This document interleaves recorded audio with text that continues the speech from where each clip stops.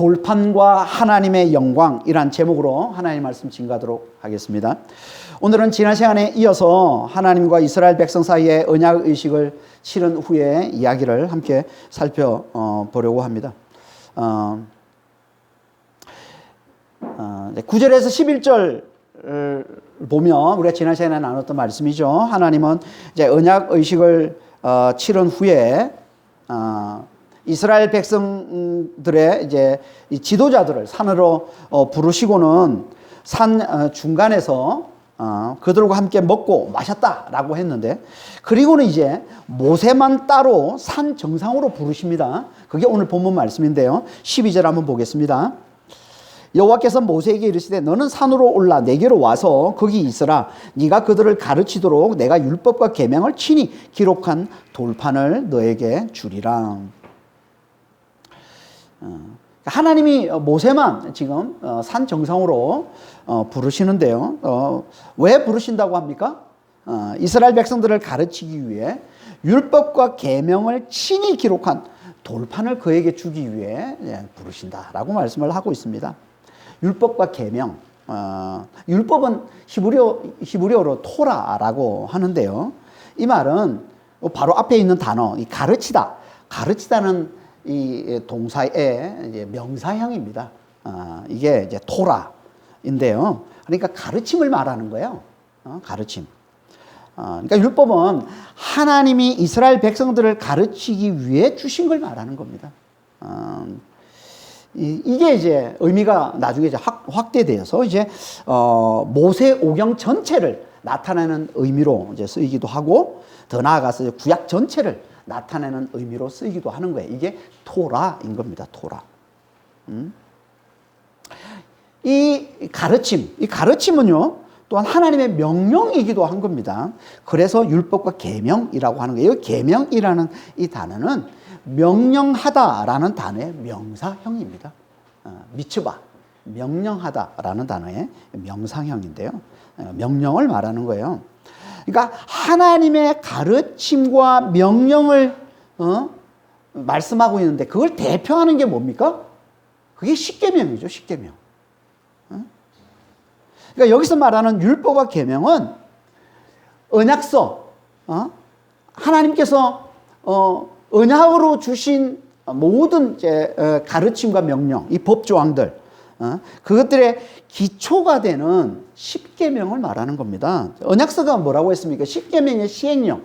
그러니까 십계명을 삶에 적용하는 구체적인 법 조항들이라고 했죠. 그러니까 십계명은 그 언약서의 기초 원리, 핵심 원리가 되는 겁니다. 이게 십계명인 겁니다. 그러니까 십계명은 하나님의 언약으로 주신 모든 가르침과 모든 명령을 대표하는 가장 중요한 가르침, 가장 중요한 명령이 되는 겁니다. 이게 십계명이에요. 그래서 하나님이 하나님과 이스라엘 사이에 맺은 이 언약을 대표하는 것으로 해서 이 십계명을 돌판에 기록해서 주시겠다라고 말씀하고 있는 거예요. 이걸 왜 돌판에 기록해서 이스라엘 백성들에게 하나님이 주시려 하시는 걸까요? 그건요, 언약을 맺은 당사자들이 그 언약의 증거를 갖도록 하기 위해 그런 겁니다. 그래서 이걸 하나님이 두 돌판으로 하나님 주시는 겁니다. 출애굽기 31장 18절입니다. 여호와께서 시내산 위에서 모세에게 이르시기를 마치신 때에 증거판 둘을 모세에게 주시니 이는 돌판이요 하나님이 친히 쓰신 것이니라. 출애굽기 32장 15절에 모세가 돌이켜 산에서 내려오는데 두 증거판이 그의 손에 있고 그 판의 양면 이쪽 저쪽에 글자가 있으니. 그러니까 하나님은 앞뒤로 이 십계명이 기록된 돌판 두 개를 만들어서, 똑같은 돌판 두 개, 앞뒤로 십계명이 돼 있어요. 그래서 이쪽 양면, 이쪽 저쪽에 다 기록이 돼 있다고 그랬잖아요. 글자가 있다고 그러잖아요. 그러니까 앞쪽 뒤쪽 다 기록되어 있는, 이 십계명이 기록되어 있는 이 두 돌판, 두 돌판을 만들어서 모세에게 주셨다는 거예요. 왜 두 개를 만들어 주셨을까요? 그건 언약 당사자들이 하나씩 갖도록 하기 위해서. 각각 하나씩 갖도록 하기 위해서. 그러니까 이건 고대 풍습에서 언약 당사자들이 언약을 맺을 때 언약의 징구로 동일한 두 개의 언약 문서를 만들어서 각각 하나씩 가진 것 같은 거예요. 지금도 마찬가지잖아요. 지금도 계약을 맺을 때 그 증거로 계약서를 두 통 만들어서 당사자들이 각각 한 통씩 갖잖아요. 응? 지금도. 그거와 마찬가지예요. 그런 것처럼 하나님도 지금 하나님 측 돌판과 이스라엘 측 돌판을 만들어서 언약의 증거로 각각 하나씩 갖게 하시는 겁니다. 이게 두 돌판인 거예요. 그래서 이걸 진급판이라고 돌판이라고 진급판, 언약의 증거로 갖고 있는 것을 진급판이라고 하는 겁니다. 그리고 이 돌판을 어디에 둡니까? 하나님과 이스라엘이 함께 공유하는 성막의 지성소안 증거궤에 보관하는 거예요. 그것도 증거궤, 뭐 증거궤라고도 하고 법궤라고도 하고 언약궤라고도 하는데 이 궤 안에 이 두 돌판, 이 증거판을 보관하는 겁니다.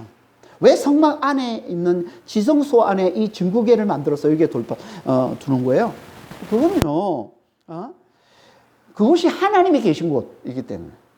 그렇잖아요. 당연히 하나님 측 돌판은 하나님이 계신 곳, 그 지성소에 있어야 하는 것이고, 그리고 이스라엘 측 이 돌판도 하나님 앞에 두기 위해서 그런 거죠.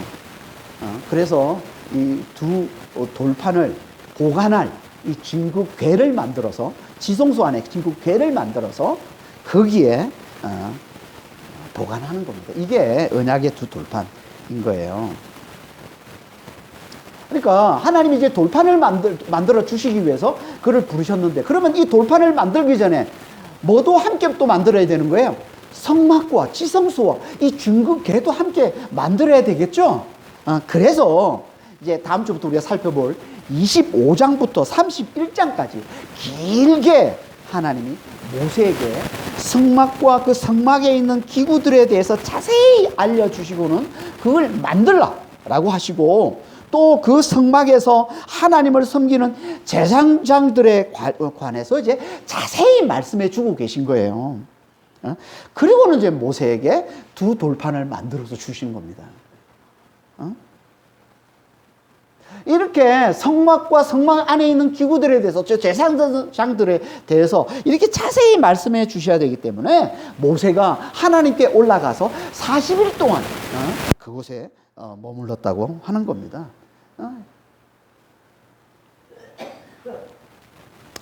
성막, 그 성막의 중심이 뭐예요? 하나님이 계신 곳 지성소인 것이고, 그 지성소 안에 있는 게 두 진급판, 두 돌판 이라는 겁니다. 그 두 돌판, 그 진급판을 보관하고 있는 진급궤인 거예요. 법궤. 성막이 하나님 나라를 상징하고, 이 지성소가 하나님의 임재, 하나님이 계신 곳, 하나님이 계신 곳을 상징하는 거라면, 이 진급궤는, 이 법궤는 하나님의 임재, 거룩하신 하나님을 상징하는 겁니다. 그래서 지성소 안엔 아무나 함부로 들어갈 수가 없고, 오직 제사장만이 1년에 한 번 피를 뿌리고 들어갈 수 있는 것이고, 그래서 누구도 함부로 손을 댈 수 없는 그 증거궤에 함부로 손을 댔다가 웃사가 하나님 치심으로 죽임을 당하게 되는 겁니다. 그러니까 이 증거궤는 하나님의 임재를 상징하는 거예요. 그런데 이 증거궤 안에 있는 게 뭐라고요? 두 증거판, 두 돌판이라는 거예요. 뭘 보여주는 겁니까? 이는 돌판이 얼마나 중요한지를 잘 나타내 보여주는 거죠. 그러니까 하나님이 가장 중요하게 여기시는 게 이 두 돌판이라는 겁니다. 하나님의 하나님 되심의 핵심이 이 돌판이라는 거예요. 근데 이 돌판에 뭐가 새겨져 있다고요? 뭐가 기록되어 있다고요? 하나님이 언약으로 주신 모든 가르침과 모든 명령을 대표하는 십계명. 십계명이 뭡니까? 하나님에 대한 계명 6가지, 4가지와 이웃에 대한 계명 6가지죠. 이 십계명을 우리가 다 외우고 있어야 됩니다. 십계명 10가지가 뭐예요? 나 외에 다른 신을 두지 말라. 하나님 외에 다른 신을 두지 말라. 형상을 만들지 말라. 하나님의 이름을 망령되이 부르지 말라. 안식일을 지키라. 부모를 공경하라. 살인하지 말라. 간음하지 말라. 도둑질하지 말라. 거짓 맹세하지 말라. 이웃의 소유를 탐하지 말라. 이 10가지. 이게 십계명이죠. 하나님이 언약으로 주신 모든 가르침, 모든 명령을 대표해서 하나님이 주신 10가지 계명이 이 십계명인 겁니다. 그런데 이 십계명을 이것도 많다고 예수님은요 2계명으로 압축해서 말씀해 주셨는데 그게 뭐예요? 하나님 사랑과 이웃 사랑이에요. 마태복음 22장 36절에서 40절입니다. 선생님, 율법 중에서 어느 계명이 크니까? 예수께서 이르시되 네 마음을 다하고 목숨을 다하고 뜻을 다하여 주 너의 하나님을 사랑하라 하셨으니 이것이 크고 첫째 되는 계명이요 둘째도 그와 같으니 내 이웃을 내 자신같이 사랑하라 하셨으니 이 2계명이 온 율법과 선지자의 강령이니라. 하나님 사랑과 이웃 사랑으로 예수님께서 압축해서 말씀해 주셨죠. 이것도 많아서 바울은 이걸 더 압축해서 믿는 자들에게 하나로 말씀하고 있습니다. 로마서 13장 9절 10절입니다. 간음하지 말라, 살인하지 말라, 도둑질하지 말라, 탐내지 말라 한 것과 그 위에 다른 계명이 있을지라도 내 이웃을 내 자신과 같이 사랑하라 하신 그 말씀 가운데 다 들었느니라. 사랑은 이웃에게 악을 행하지 아니하나니 그러므로 사랑은 율법의 완성이니라.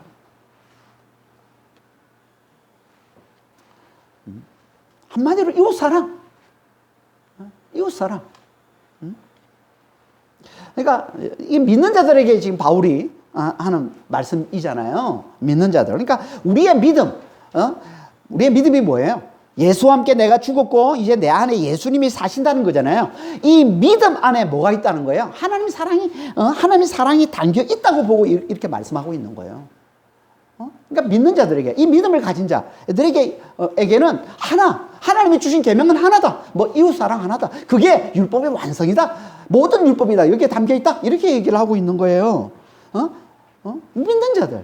그러니까 믿음이 있으면 그게 곧 하나님의 사랑을 가지고 있는 거라는 거예요. 예수를 믿는 믿음이 있으면 내 안에 완전한 사랑과 완전한 능력이 되시고 만유의 주가 되시는 예수님이 성령으로 들어와 사심을 잘 아는 믿음이 곧 마음과 목숨과 뜻을 다해서 하나님을 사랑하는 거라는 거예요. 내가 예수를 제대로 믿으면 완전한 사랑이고 완전한 능력이시고 만유의 주이신 예수님이 내 안에 들어와 사신다는 이 믿음이 내가 제대로 있다면 이게 곧 뭐예요? 마음과 목숨과 뜻을 다해서 하나님을 사랑하는 거라는 거예요. 여러분 정말 우리 안에 예수를 제대로 믿으면 그분이 진짜 완전한 사랑이고 완전한 능력이 되시고 만유의 주가 되신다는 그분이 내 안에 들어와 사신다는 믿음이 우리가 제대로 있다면 이게 곧 마음과 목숨과 뜻을 다해서 하나님을 사랑하는 거라는 거예요. 이 믿음이.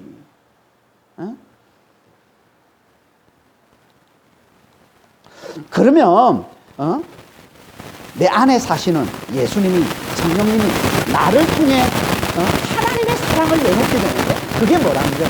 이웃을 내 몸같이 사랑하는 이웃 사랑이라는 거예요. 이건요 완전한 사랑이신 예수님만이 내놓을 수 있는 거지 성령님만이 내놓을 수 있는 거지 우리 힘으로 되지 않잖아. 우리가 우리 힘으로 어떻게 이웃을 내 몸같이 사랑합니까? 안 되잖아요. 그래서 예수님이 성령님이 우리 안에 들어오셔서 하나님의 사랑을 깨달아서 그 사랑을 흘려내도록 흘려나가도록 하는 겁니다. 이게 이웃사랑이라는 거예요. 그러니까 예수를 잘 믿음으로 예수의 영 이 성령으로 말미암아 하나님의 사랑을 잘 깨달아서 그 사랑으로 이웃을 잘 사랑하는 것 이게 하나님이 언약으로 주신 모든 가르침과 모든 명령을 대표하는 십계명 정신인 거예요. 여러분 십계명을 문자로 붙들면 안 되죠. 율법 조항은 죽이는 것이요 영이 살리는 거라고 했으니까 우리는 이 십계명의 정신, 하나님 사랑과 이웃 사랑, 믿음 안에서 이웃을 사랑하는 믿음, 예수를 믿는 믿음으로 성령으로 말미암아 이웃을 사랑하는 이 십계명 정신, 이걸 붙들어야 되는 거예요. 응? 이게 십계명 정신인 것이고 이게 곧 하나님의 하나님 되심의 핵심인 겁니다. 그래서 이걸 돌판에 새겨서 하나님이 계신 곳 지성소 안에 하나님을 상징하는 정극의 속에 두어서 언약의 증거로 삼게 하시는 거예요. 이게 모세만 따로 불러서 하나님이 친히 주시는 돌판 이야기인 겁니다. 그러니까 우리는 십계명 돌판의 정신, 곧 하나님 되심의 핵심인 하나님의 사랑을 잘 알고 그 사랑을 이웃에게 잘 흘려주는 자가 돼요. 다시 말해서 예수를 잘 믿고 이웃을 잘 사랑하는 자가 되라는 겁니다. 이게 돌판이에요.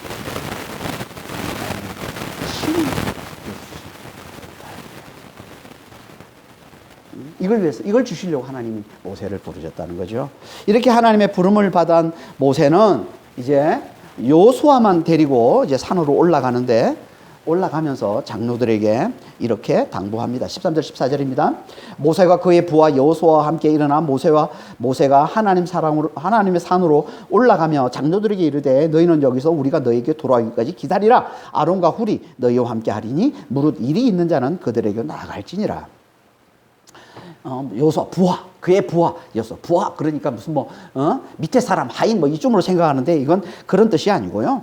이건 섬기자라는 뜻인데 주로 지위가 높은 통치자나 하나님을 섬기는 자를 말하는 겁니다. 여기서 말하는 이 부하, 이런 사라트, 섬기는 자는 그냥 또 섬기는 자가 아니라 특별한 관계 속에서 섬기는 자를 말하는 거예요. 다시 말해서 대신해서 섬기는, 대신하는 자, 이런 의미도 되는 거예요. 대신하는 자. 그러니까 여호수아는 장차 모세의 후계자가 될 자임을 보여주는 겁니다. 그래서 18장에서도 모세는 산에 올라 기도하고 여호수아는 모세 대신 백성을 이끌고 나와서 아말렉과 전쟁하는 리더 역할을 감당하는 걸 우리가 18장에서 보지 않았습니까? 그런 여호수아를 오늘 본문에서는 뭐라고 얘기하고 있습니까? 여호수아와 함께 하나님 가까이 나아가는 자로 그렇게 말씀하고 있는 거죠. 그러니까 이건 다 장차 모세를 이어서 이스라엘의 지도자가 될 자임을 다시 한번 보여주고 있는 거예요. 여호수아를 특별한 관계 속에 있는 모세를 섬기는 자로 보여주고 있는 거죠. 그렇게 여호수아만을 데리고 가면서 이제 남아 있는 장로들에게 이제 당부하는데 뭐라고 당부하고 있습니까? 여기서 너희에게 돌아올 때까지 기다려라. 아론과 훌이 너희와 함께하고 있으니까 너희가 혹시 문제가 있으면, 일이 있으면 그에게 가서 도움을 청하면 된다라고 얘기를 하고 있습니다. 아론과 훌도 18장에 이어서 이제 다시 등장하고 있는데요. 18장에 어떻게 등장합니까? 아론과 훌이 모세와 함께 산에 올라가서 모세의 팔을 붙들어준 기도의 동역자로 등장을 하고 있고요. 여기서는 이제 모세를 대신해서, 모세가 없을 때 모세를 대신해서 백성과 장로들의 문제를 해결해 주는 자로 이제 등장하고 있습니다. 그러니까 이들은, 아론과 훌은 모세의 동역자로 모세가 없을 때 모세를 대신하는 장로 중에 장로요.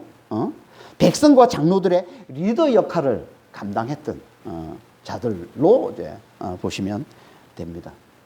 리더였던 거예요. 모세가 왔을 때 대신 리더 역할을 하던 자였습니다. 하지만 안타깝게도 그들은 리더의 역할을 제대로 잘 감당을 못합니다. 실패하고 맙니다. 그들의 리더십. 모세가 산에 올라가서 계속 내려오지 않자, 오랫동안 40일 넘도록 내려오지 않자 백성들이 애굽에서 그들을 인도해낸 하나님처럼 여겼던 모세가 내려오질 않으니까 두려움에 빠진 거예요. 우리를 인도할 자가 이제 없네? 두려움에 빠져서 그 백성들이 아론에게 찾아가서 우리를 인도할 신을 만들라 이렇게 요구합니다.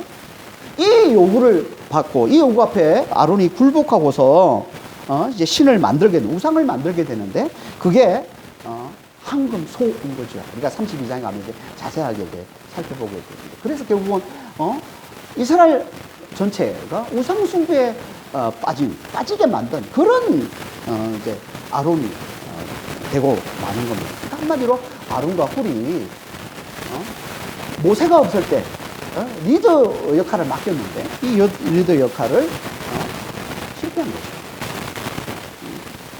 왜 실패했을까요? 아론과 훌은.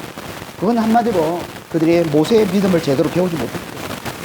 반면에 여호수아는요 모세의 믿음을 잘 배웁니다. 그래서 그가 나중에 이스라엘의 지도자가 됐을 때 그는 성공적인 리더십을 가졌습니다. 아론과 여호수아의 차이가 뭐예요? 모세로부터 모세로부터 믿음을 잘 배웠느냐 아니냐의 차이예요. 여호수아는 어떻게 모세로부터 믿음을 잘 배울 수 있었을까요? 그건요, 그가 모세의 곁을 떠나지 않아. 늘 모세와 함께 했기 때문에. 믿음을 배우는 가장 좋은 방법은요, 리더의 곁을 떠나지 않는 겁니다. 리더와 늘 함께 하는 거예요. 이건요, 엘리야로부터 믿음을 배운 엘리사도 그랬고요. 예수님으로부터 믿음을 배운 12제자도 그랬던 겁니다. 그래서 예수님이 제 아들을 부르신 첫 번째 목적을 이렇게 말씀하고 있는데 마가복음 3장 13절 15절에 또 산에 오르사 자기가 원하는 자들을 부르시니 나온지라 이에 12를 세우셨으니 이는 자기와 함께 있게 하시고 또 보내사 전도도 하며 귀신을 내쫓는 권능도 가지게 하려 하심이더라. 예수님이 제자들을 부르신 첫 번째 목적이 뭐냐면 자신과 함께 있게 하는 거예요. 그러니까 리더의 말뿐만 아니라 리더의 삶도 함께 보고 배우는 게 가장 확실한 제자 훈련. 그러니까 우리도 여호수아처럼 예수님의 제자들처럼 이 믿음의 리더와 가능한 자주 함께 함으로써 말로만 아니라 삶으로도 믿음을 잘 배우는 자도 있습니다. 이게 가장 확실해요. 그렇게 아론과 훌에게 장로들과 백성을 맡기고는 모세가 산으로 오르자, 여호수아만 데리고 산으로 오르자 구름이 산을 이제 15절 16절 말씀. 15절 16절 보겠습니다. 모세가 산에 오르매 구름이 산을 가리며 여호와의 영광이 시내 산 위에 머무르고 구름이 여섯 동안 산을 가리더니 일곱째 날에 여호와께서 구름 가운데서 모세를 부르시니라.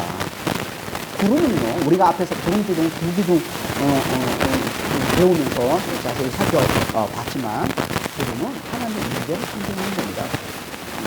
그러니까 이 말은 거룩하신 하나님이 그 산에 특히 임하셨음을 나타내는 표시로 구름이 산을 덮었다는 거예요. 산을.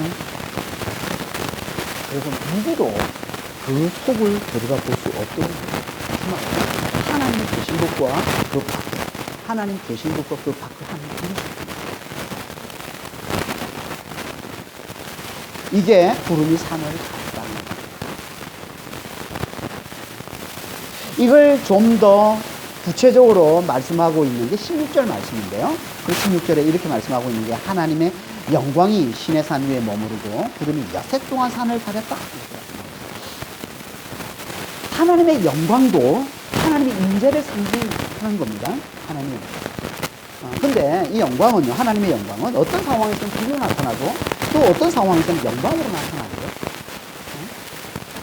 그래서 17절에 보면 이 영광이 이스라엘 자손들에게는 맹렬한 불로 보였다. 이렇게 말씀하고 있어요. 그러니까 불과 영광.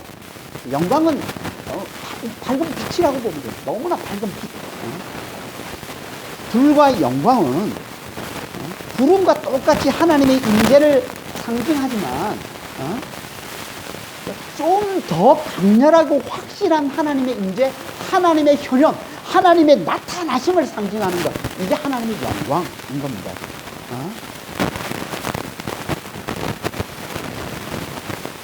다시 말해서 구름이 세상과 구별되는 하나님의 거룩함을 강조하는 거라면 불과 영광은 세상을 압도하는 하나님의 초월성을 강조하는 거예요.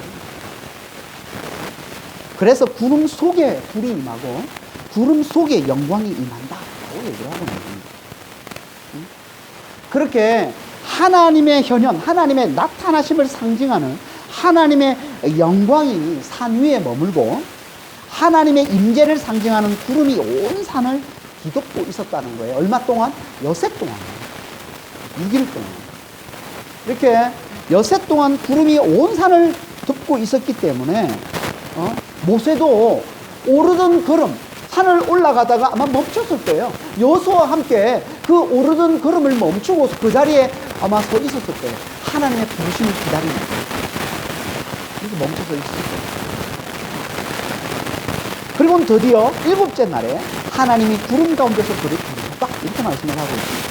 그 부르심을 듣고 모세는 여호수아만 그 자리에 남겨두고 혼자 홀로 그 구름 속으로 들어가서 하나님께로 나아갔다. 말씀하고 있는 거죠. 왜 하나님이 6일 동안 모세를 기다리게 하셨을까요? 아니 그냥 하나님이 부르셨으면 빨리 모세를 올라오라고 그래서 모세에게 하신 말씀 빨리 주시고 그래야 될 것 같은데 우리 같으면 성질이 급한 사람은 못한다는 그 6일 동안 갑자기 구름이 산에 섰더니 아무 말씀도 없고 그냥 기다리게 하신 거예요. 6일이면 짧은 기간이에요. 왜 그랬는지 알아요? 그거는 모세의 거룩함을 얘기해요. 다시 말해서 모세가 하나님의 임재 가운데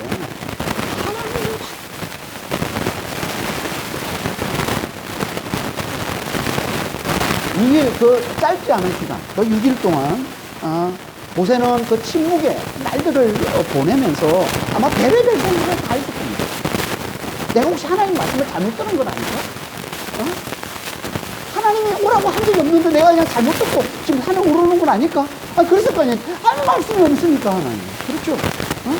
그리고 또 걱정도 많이 됐을 거예요. 자기가 없을 때 지금 이스라엘 백성들 어떻게 있을까? 여러 날 동안, 한 번도 지금 여러 날 동안 모세가 비운 적이 없었는데, 자리를. 근데 지금, 6일 동안 비워있다는 건, 오랫동안 자리를 비운 거거든요. 이스라엘 백성들은 잘 지내고 있을까? 막 다투고, 곤란 가운데 막 그런 거 있지는 않을까? 막 걱정되고, 불안하고, 막 그랬겠죠. 그러면서 그냥 내려갈까? 이런 생각도 했을 거예요.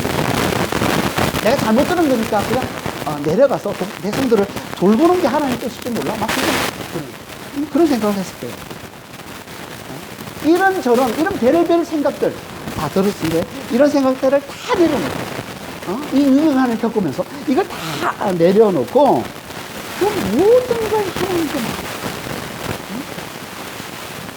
오직 하나님이 임재 가운데 하나님만을 얘기하십니다. 다시 말해서 그동안 하나님이 베푸신 그 놀라운 사랑과 능력을 기억해내고 그리고 그분이 또 친히 다시 임하셔서 베풀어 주실 더 크고 더 놀라운 사랑과 능력을 간절히 기대하면서 그분만을 오롯이 경외하도록 하기 위해 하나님께서 모세를 그 오랜 시간 동안 기다렸습니다. 이게 하나님이 우리를 기다리게 하시는 거예요. 우리도 우리 삶 가운데 얼마나 많이 기다립니까?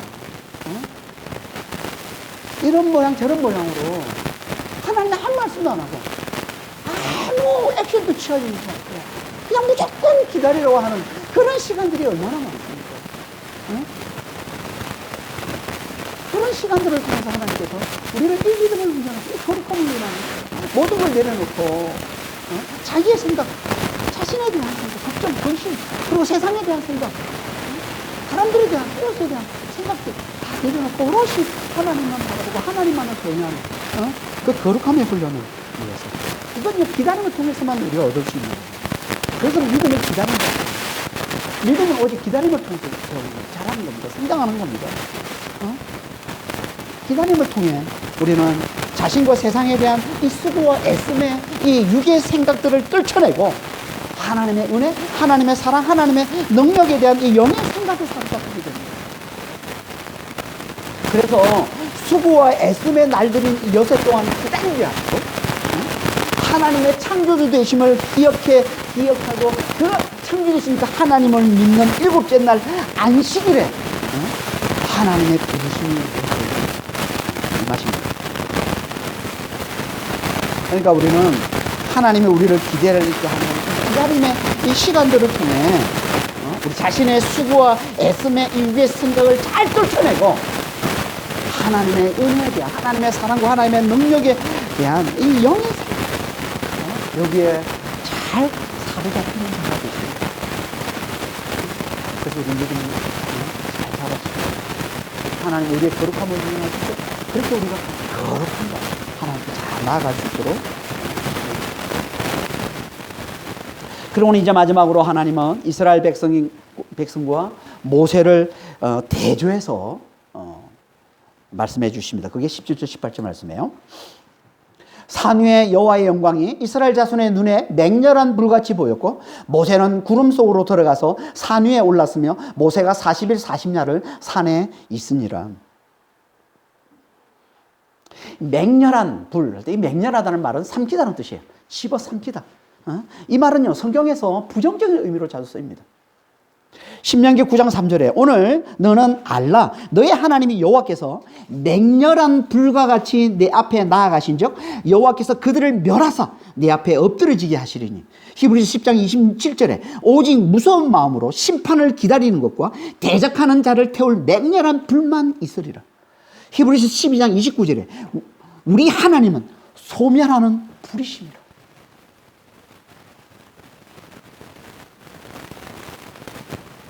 그러니까 하나님의 영광이 이스라엘 자손들에게 맹렬한 불로 보였다는 건 무슨 말이에요? 그들에겐 하나님이 그들이 범접할 수 없는 그들을 심판하는 두려운 하나님으로 보였다는 거예요. 왜 이스라엘 백성들 하나님을 두려워했다고 했습니까? 우리 앞에 살펴봤었는데요. 그건 그들이 하나님의 마음, 하나님 되심의 핵심, 그게 뭐라고 그랬죠? 사랑이라고 그랬죠. 자비라고 그랬죠. 공의라고 그랬죠. 그걸 몰랐기 때문에 그런 거예요. 그걸 자들은 몰랐기 때문에. 그러니까 그들에게는 아직 하나님이 그들의 죄를 용서하기를 기뻐하는 사랑이 많으신 하나님으로 와닿지 않고 그들에겐 그 큰 능력으로 언제라도 그들의 죄를 심판하시는 하나님으로만 크게 와닿았던 거예요. 그들에게. 그러니까 그들은 늘 하나님을 두려워한 거예요. 그래서 그들이 하나님을 가까이 하기를 두려워해서 모세에게 대신 하나님의 말씀을 전해달라 했던 것이고, 이게 우리가 앞에 살펴봤던 출애굽기 20장 18절 말씀이잖아요. 하나님을 우리가 만나는 건 두렵습니다. 겁납니다. 죽을까봐. 그러니까 모세 당신이 대신 전해주세요. 이렇게 된 거예요. 하나님은 다 오라고 그랬는데. 다 와서 만나자 그랬는데. 이건 두려우니까. 이걸 다시 한번 말씀하고 있는 게 하나님의 영광이 그들에게 맹렬한 불로 보였다. 두려운 하나님으로. 우리에게는 이런 안타까운 자들이 없기를 바랍니다. 하나님의 두려운 하나님으로 보이는 자가 없기를 바랍니다.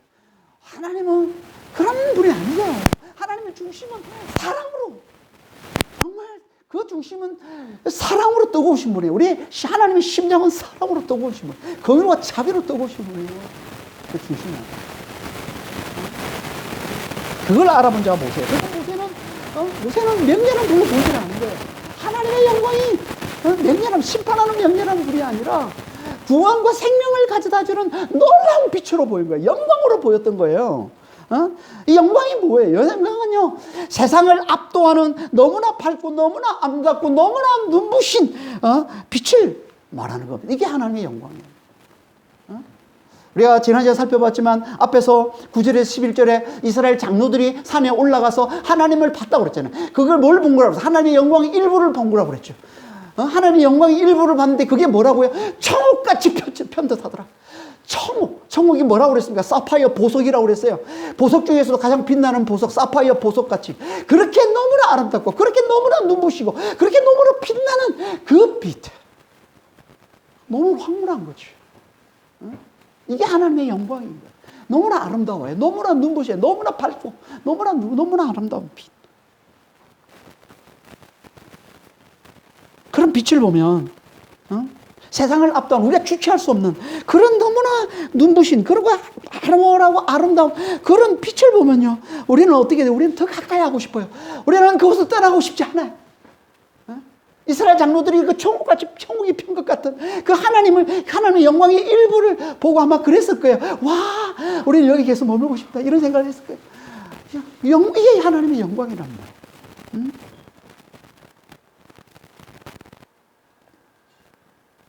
불은요, 불은 두렵지만, 불은 심판을 상징하지만, 빛은요, 구원과 생명을 상징하는 거예요. 그래서, 불은 두려운 거지만, 그래서 가까이 하고 싶지 않은 거지만, 빛은요, 너무나 좋아서 가까이 하고 싶은 거예요. 더 가까이 하고 싶은 거예요. 그래서 백성들은, 멀리 했지만, 모세는 구름 속으로 들어가서 하나님의 영광이 있는 산, 그 산 위에 올라가서 40일 밤낮을 그곳에 머물렀다. 40일 밤낮을 그것에 머물렀다. 여러분 40일 밤낮을 하나님과 함께 머무는 거야. 이거 아무나 할 수 없어요. 누구도 할 수 없어요. 이거 흉내내다가 40일 밤낮으로 금식하면 흉내내다가 죽은 사람도 있어요.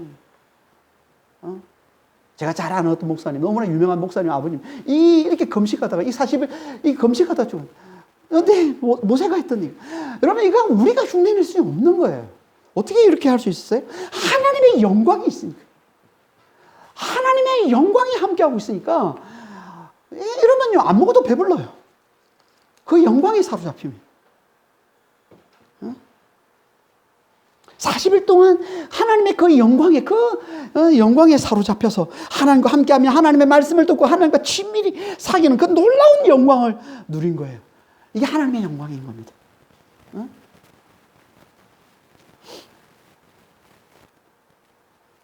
그러니까 하나님의 영광은 우리가 주체할 수 없는 세상을 압도하는 너무나 황홀하고 너무나 아름답고 너무나 눈비신 빛으로 우리가 더 가까이 하고 싶고 그것을 맛보면 그것을 떠나고 싶어 하지 않는 그런 빛, 그게 하나님의 영광이라는 거예요. 그래서 예수님이 변화산에서 부활해 너무나 밝은 빛으로 변화된 그 영광스러운 몸으로 변화되었을 때 그걸 본 제자들이 어떻게 반응합니까? 그걸 떠나고 싶어 하지 않았던 거예요.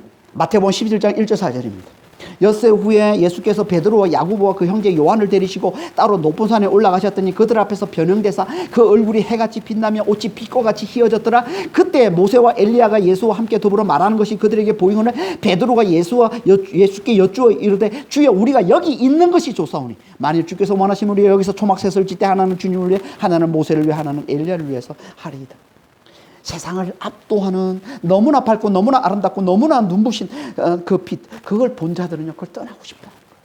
예수님의 그 영광, 그 너무나 눈부신 빛을 본 너무나 아름다운 그 영광스러운 몸, 부활의 그 몸으로 변화된 그걸 보니까 제자들이 너무 좋은 거야. 너무 황홀한 거야. 너무 아름다운 거야. 너무 좋은 거예요. 그걸 떠나고 싶어. 이게 영광을 본 자들의 반응인 거예요. 자연스러운 반응인 겁니다. 떠나고 싶지 않아요. 바울도요 다르게 표현하고 있지만 그도 이 영광을 경험했던 자입니다. 고린도서 12장 2절 4절입니다. 내가 그리스도 안에 한 사람을 아노니 그는 14년 전에 셋째 하늘에 이끌려 간 자라. 그가 몸 안에 있었는지 몸 밖에 있었는지 나는 모르거니와 하나님은 아시느니라. 그가 낙원으로 이끌려가서 말로 표현할 수 없는 말을 들었으니 사람이 가히 이루지 못할 말이로다. 바울이 지금 자기가 체험한 걸, 자기가 경험한 걸 제3자가 경험한 것처럼 지금 얘기하고 있는 겸손함으로 이렇게 얘기하고 있는 바울이 체험한 걸 얘기하는 겁니다. 셋째 하늘에 들어간 체험을 한 거예요. 셋째 하늘은요, 모든 하늘들 위에 있는 하늘. 곧 모든 하늘들이라는 게 이 대기권 안에 있는 우리 눈에 보이는 하늘, 하늘과 대기권 밖에 우주 공간의 하늘. 이게 모든 하늘이에요. 가까운 하늘, 먼 하늘, 이 모든 하늘 위에 하나님이 계신 하늘. 예수님이 부활의 그 영광스러운 몸을 입고 들어가신 그 하늘. 이게 셋째 하늘인 거예요. 모든 하늘을 다 포함하고, 이 셋째 하늘. 이걸 다른 말로 낙원이라고 하는 겁니다. 낙원. 그것으로 이끌려가서 말로 표현할 수 없는 놀라운 말을 들었다는 거예요. 이게 바울이 경험한 하나님의 영광인 겁니다. 바울이 이런 엄청난 하나님의 영광을 경험한 거예요. 하나님이 우리에게도 세상을 압도하는, 우리가 주체할 수 없는 세상을 압도하는 이런 너무나 밝고 너무나 아름답고 너무나 눈부신 그 빛을 보여주셔서, 그 영광을 보여주셔서 우리가 그것을 더 가까이 하고 싶고 그것을 떠나고 싶어 하지 않는 그런 놀라운 축복을 하나님 우리에게도 주시기를 바랍니다. 그런데 하나님께서 이런 영광을 하나님께 누구에게 나타내 보여주시는 거예요? 누구에게? 충성된 믿음으로 사명을 감당할 자, 충성된 믿음으로 이웃사랑의 사명을 잘 감당할 자, 이게 하나님께서 이 축복을 주시는 거예요. 이 축복을 주셔서 하나님의 영광을 나타내 보여주시는 이 축복을 주셔서 사명을 잘 감당케 해주시는 거예요, 하나님이. 그래서 충성된 믿음으로 이스라엘을 약속의 땅으로 인도해갈 모세에게 이 영광을 보여주신 것이고, 예수님이 떠난 뒤에 충성된 믿음으로 이 땅에 교회를 세울 예수님의 수제자 베드로와 요한과 야고보에게 이 영광을 보여주신 것이고, 충성된 믿음으로 이방 땅에 교회를 세울 바울에게 이 영광을 보여주신 겁니다. 하나님은 우리도 충성된 믿음이 있을 때 하나님이 우리에게 이 놀라운 축복을 주실 거예요. 세상을 압도하는, 우리가 주체할 수 없는 하나님의 놀라운 영광을 보여주셔서 이웃사랑의 사명을 잘 감당하게 주실 거라는 겁니다. 우리는요, 영광을 봐야, 하나님의 영광을 봐야 사명을 잘 감당할 수 있어요. 정말 우리가 충성된 믿음으로 정말 이웃사랑의 이 사명을 감당해 나갈 때 하나님께서 그 사명을 잘 감당하도록 주시는 게 이 하나님의 영광을 나타내 보여주시는 겁니다.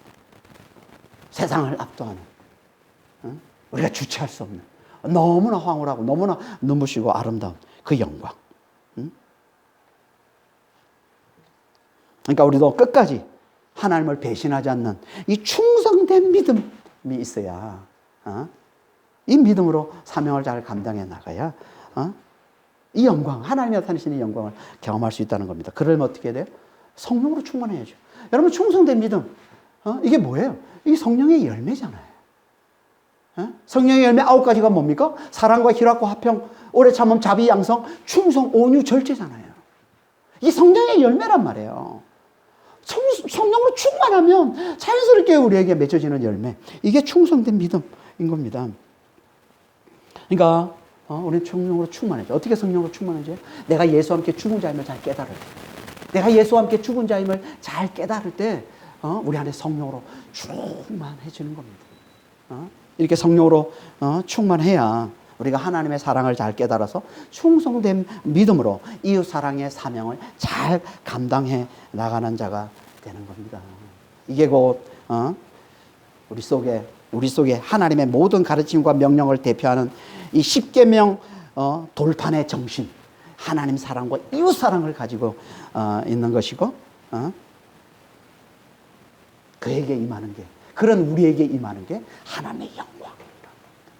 그래서 출애굽기 40장 34절에 보면 영광이, 하나님의 영광이 어디에 충만하더라? 성막에 돌판이 있는, 두 돌판이 있는 그 종개가 있는 그 지성소가 있는 그 성막에 하나님의 영광이 충만하더라.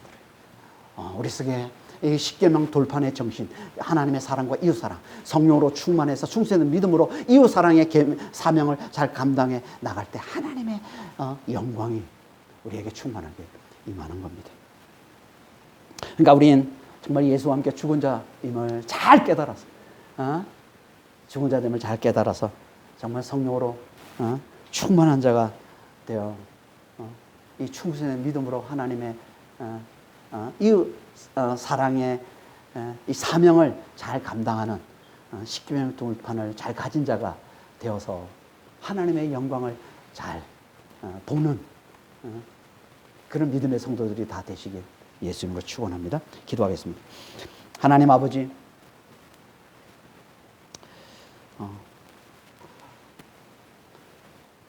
하나님께서 우리에게 하나님을 믿는, 예수님을 믿는 우리에게 주신 아버지 하나님 십계명 돌판의 정신, 하나님 사랑과 이웃 사랑, 예수를 잘 믿음으로 이웃 사랑을 잘 흘려주는 아버지 하나님, 정말 이 돌판의 정신을 잘 가진 자가 될 수 있도록 주님 저희를 축복하여 주시옵소서. 그러려면 주여 성령으로 충만해야 됩니다. 정말 예수와 함께 내가 죽은 자임을 잘 깨닫고 아버지 하나님, 거기에 임하시는 성령으로 아버지 우리가 충만한 자가 돼야 아버지 하나님 성령의 열매인 충성된 믿음으로 아버지 이웃사랑의 사명을 잘 감당하는 자가 되고 그런 우리에게 하나님이 나타내 보여주시는 아버지 하나님 우리가 감당할 수 없는 아버지 하나님 세상을 압도하는 아버지 하나님 정말 그 너무나 밝고 너무나 황홀하고 너무나 눈부시고 너무나 아름다운 아버지 하나님 그 영광을 보여주시고 그 영광을 보고 우리는 아버지 하나님 더 힘을 내서 하나님께서 맡긴 사명을 잘 감당하는 삶을 살 수 있습니다. 주님 그런 저희를 축복해 주시고 주님 인도하여 주시옵소서. 감사하며 우리 주 예수 그리스도를 기도합니다. 아멘.